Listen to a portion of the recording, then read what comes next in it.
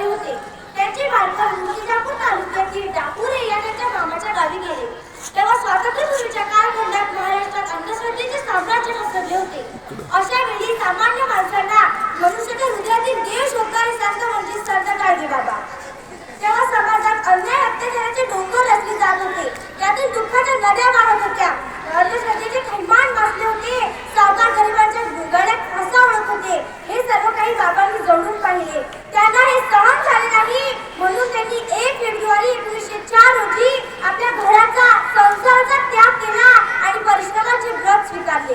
सोडून सर्व घरदार तोडिले पार्श्व मायेचे, सोडून सर्व घरदार तोडिले पार्श्व मायेचे, अडवाणी फिरून पायी अश्रू पुसले बहुजनांचे, अश्रू पुसले बहुजनांचे. मला सांगावंसं वाटतं की संत गाडगेबाबा म्हणजे चालते बोलते पाठशाळाच होते. त्यांनी समाजाला शिक्षणाचं महत्त्व सांगत असताना स्वच्छता, चारित्र्य याची शिकवण दिली. संत गाडगेबाबांनी गोरगरिबांना होणारा अन्याय, अत्याचार व अस्वच्छता उच्चाटन करण्यासाठी तळमळीने कार्य करणारे तर समाज सुधारकच होते. त्यांनी अनाथ अपंगाची सेवा करताना अन्याय, दुर्गुण व दोषांची जाणीव करून दिली. समाज सुधारण्यासाठी त्यांनी हाताच्या खराट्याने गावाचे रस्ते झाडीत ते महाराष्ट्रभर फिरले. त्यांचे उद्देशही खूप साधे आणि सोपे होते. चोरी करू नका, व्यसनाच्या आहारी जाऊ नका, सावकार कर्ज काढू नका, असं ते नेहमी सांगत.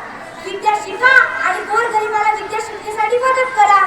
आपल्या मुलाला विद्यार्थीला जायची इच्छा करता आणि गोरगरिबाला वेठून आणण्याची भरी आणून द्यायची जर आपल्याला बुद्धी नसेल तर आपण माणसंच नाही, असं संत गाडगे महाराजांचे विचार होते. अशा महान संतांना माझे पुण्याचे अभिवादन. जय हिंद, जय भारत. धन्यवाद.